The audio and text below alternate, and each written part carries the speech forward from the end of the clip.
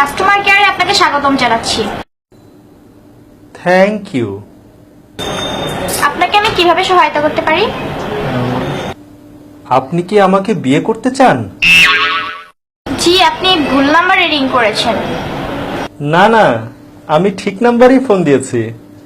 আমাকে বিয়ে করবেন? জি, আমি বিয়ে করতে ইন্টারেস্টেড না।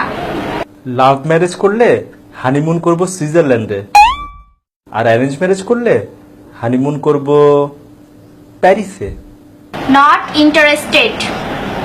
কোর্ট ম্যারেজ করলে 10,000 টাকায় বিয়ে করতে পারেন, আর যদি নর্মাল ম্যারেজ করেন তাহলে 20,000 টাকা। জি, আমি তো আপনাকে বিয়ে করতে ইন্টারেস্টেড না, তাহলে কেন আপনি আমাকে বারবার অফার করছেন?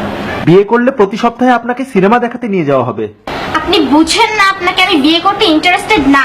আপনাকে সিনেমা হলে পপকর্ন খাওয়াবো। উফ, আমি তো আপনাকে বিয়ে করব না, তারপর কেন আপনি আমাকে বিরক্ত করছেন? অফারের পর অফার দিয়ে যাচ্ছেন।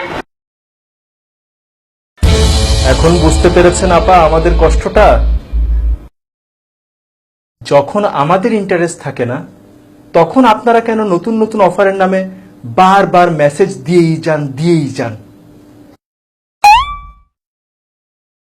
মাত্র 100 টাকায় পাবেন যে কোনো মোবাইলে 160 মিনিট সব সময়। কথা বলুন 1 পয়সা পার সেকেন্ড কল রেটে, মেয়াদ 30 দিন।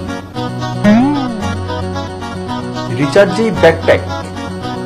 আজকেই একবারে 500 টাকা রিচার্জ করে জিতে নিন ব্যাকপ্যাক।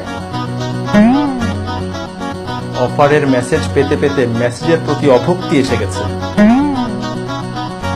অফারের মেসেজে পুরো মোবাইলের মেমোরি কার্ড ফুল হয়ে যায়, ডিলিট করতে করতে ঘন্টার পর ঘন্টা পার হয়ে যায়। ফ্যামিলি অ্যান্ড ফ্রেন্ডস এর ইম্পর্টেন্ট মেসেজ আসলেও মনে হয় যে এটা বোধহয় অফারের মেসেজ, এই মনে করে মেসেজ আর চেকও করা হয় না।